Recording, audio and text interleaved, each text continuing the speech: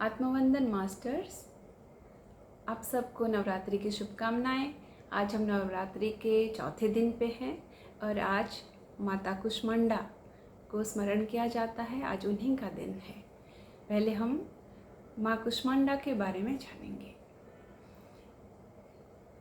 कुष्मांडा को हम उसको तोड़ते हैं, उस नाम को कु उष्म अंडा। कु मीन्स लिटिल, छोटा, उष्म मीन्स गर्माहट, वार्मथ, और अंडा इज एग। तो a little cosmic warm egg, उसका अर्थ क्या है? अंडा से क्या होता है? सृजन होता है, राइट। इसके पहले वाला जो स्वरूप था माता का, वो था चंद्रघंटा का। चंद्रघंटा के स्वरूप में उन्होंने शिव जी के साथ विवाह किया। अभी विवाह के पश्चात क्या होगा? उनका दायित्व बढ़ जाता है पूरे जगत के लिए। और विवाह के पश्चात क्या है? एक स्त्री जननी बनती है, तो वो पूरी जगत की जननी बनेगी। तो कैसे? पूरे जगत की जननी बनने के लिए एक जो सबसे बड़ी क्वालिटी चाहिए वो है प्रेम की। तो ऐसे कहा जाता है कि जो माँ कुष्मांडा है, उन्होंने अपने जो ब्यूटीफुल स्माइल के साथ ये पूरे सृष्टि को अपनाया, अपने संतान के जैसे पूरे सृष्टि का क्रिएशन किया। वो जो हम बोल रहे हैं कि एक स्मॉल कॉस्मिक एग, वो जो अंडा मीन्स उनका जो क्रिएशन है, पहले फिजिकल मैनिफेस्टेशन, उनके संतान का फिजिकल मैनिफेस्टेशन के पहले उन्होंने वो क्वालिटी उनके भीतर इनकलकेट करना था, प्रेम का। तो विथ हर ब्यूटीफुल स्माइल उन्होंने प्रेम से सबका ही जननी बनी वो। अभी कुष्मांडा ही क्यों? कुष्मांडा एक वेजिटेबल होता है जिसको ऐश गॉड बोलते हैं, या पम्पकिन भी आप कह सकते हैं। उसमें आप देखिएगा असंख्य बीज होता है। कुष्मांडा का अर्थ क्या है? उसमें असंख्य बीज है। वो बीज क्या है? बीज है असंख्य संभावनाएं, पॉसिबिलिटीज। ये पॉसिबिलिटी, वो भी पॉसिबिलिटी, वो भी पॉसिबिलिटी। हम तो ये फिजिकली हम एज अ स्टोरी के माध्यम से हमने जाना कि पार्वती एक देवी हैं, उन्होंने कुष्मांडा का रूप लिया। पर जैसे कि हम सब जानते हैं, देवी हमारे ही भीतर स्थित हैं और शिव भी हमारे ही भीतर ही हैं। हम ही शिव हैं, हम ही शक्ति हैं। तो हमारा कुष्मांडा रूप कौन सा है? हर एक व्यक्ति का कुष्मांडा रूप कौन सा है? आइए उस चीज़ को जानते हैं। जैसे पहले शैलपुत्री में क्या है? सपोज आप एक कुछ भी आप डिटरमाइन करते हैं, राइट। कुछ एक चीज़ करने, सपोज मैं पेंटिंग सीखने को मैं तय करती हूँ कि मुझे ना पेंटिंग सीखना है। तो पहले तो क्या है, जो मूलाधार में थे कौन? शैलपुत्री। उसमें हम क्या करेंगे? वो शैलपुत्री का स्थिति क्या है? पहले मैं डिसाइड तो कर लूँ कि मुझे पेंटिंग सीखनी ही है।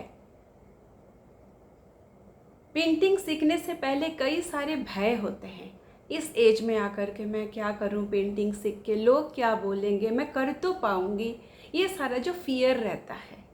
तो इस फियर से हम जब बाहर निकलते हैं और अडिग रहते हैं कि नहीं मुझे पेंटिंग सीखना है, तो वो रिप्रेजेंट करता है अपना जो माता शैलपुत्री की, पर्वत जैसे स्थिर, अडिग।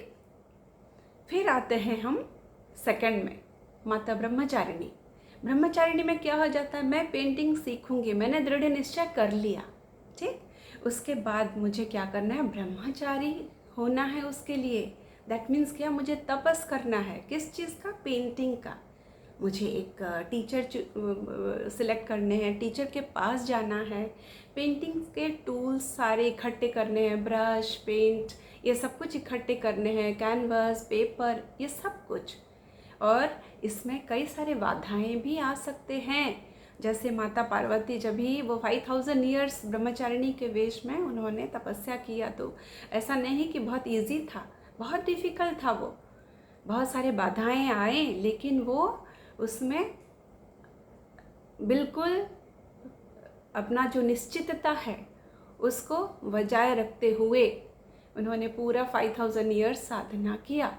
तो ये सपोज़ मैं पेंटिंग सीखने वाली हूँ तो ये सारे मुझे टूल्स तो पहले इकट्ठा करना है, और इसमें जो भी बाधाएं आएंगे, सपोज घर में भी प्रॉब्लम हो सकते हैं कि इस एज में आके क्या करोगे पेंटिंग करके, ऐसे आ सकते हैं, लोग बोल सकते हैं, घर वाले भी बोल सकते हैं, बाहर भी, अरे अब क्या करना है ये पेंटिंग का, छोड़ो ना, ये सब भी हो सकता है। लेकिन ये सब बाधाओं को इनके होते हुए भी आप अपना जो इमोशन है उस चीज़ को बैलेंस करते हुए, बाधाओं को हटाते हुए, ब्रह्मचारी व्रत का पालन करते हुए फिर आप पहुंचते हैं कहाँ? चंद्रघंटा की स्थिति पर। चंद्रघंटा की स्थिति पर क्या हो जाता है, जैसे माता पार्वती ने तपस्या किया और फिर शिव जी को उन्होंने पा लिया, विवाह हो गया। तो अभी पेंटिंग के क्षेत्र में क्या होगा, ये मैंने सारे बाधाएं मैंने पार करके अपना जो भीतर का जो पेंटिंग का क्वालिटी है उसको मैंने जान लिया, और मैं उसको वहाँ तक, पेंटिंग की शक्ति तक मैं पहुँच गई। पेंटिंग मेरा पुरुष है और मेरी शक्ति वहाँ तक पहुँच गई। मेरा विवाह हो गया पेंटिंग से। मैं जान गई कि मैं पेंटिंग कर सकती हूँ, बहुत अच्छा पेंटिंग कर सकती हूँ। तो अब चलते हैं कुष्मांडा के पास। अब कुष्मांडा में क्या है, जब मैं जान गई कि मैं बहुत अच्छा पेंटिंग कर सकती हूँ तो फिर यहाँ थाउजेंड्स ऑफ पॉसिबिलिटीज़, जैसे वो बीज हैं कुष्मांडा के, वो और पनपते हैं, और मैं ये सोचती हूँ मेरे भीतर असीम प्रेम बढ़ते हैं। अरे वाह, मैं ये कर सकती हूँ, ये पेंटिंग लेके मैं किसी को उपहार में दे सकती हूँ, मैं एक एग्जीबिशन में डाल सकती हूँ, मैं कहीं मंदिर में डोनेट कर सकती हूँ। निस्वार्थ प्रेम उत्पन्न होता है, और भी कई सारे पॉसिबिलिटीज़ उनमें से हमें दिखते हैं। इस पेंटिंग को लेकर के मैं कुछ कर सकती हूँ, पेंटिंग मैं टीचिंग दे सकती हूँ, या तो फिर और मैं हायर कुछ स्टडी कर सकती हूँ। इसमें कई तरह की पेंटिंग्स होते हैं।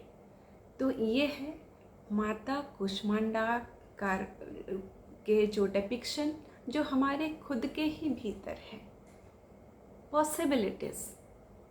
और ये कई सारे पॉसिबिलिटीज़ कब खुलते हैं, जब हम नीचे के 3 चक्र, मूलाधार, स्वाधिष्ठान एंड मणिपुर चक्र, ये अपना जो इंडिविजुअल ग्रोथ के लिए है, वहाँ से जब हम ऊपर उठते हैं तो हम जगत कल्याण के लिए जब हम सोचते हैं तो वो है माता कुष्मांडा का रूप, और वो है अनाहत चक्र की देवी। अनाहत मीन्स प्रेम, पूरे जगत के लिए प्रेम, जन कल्याण के लिए कुछ करना।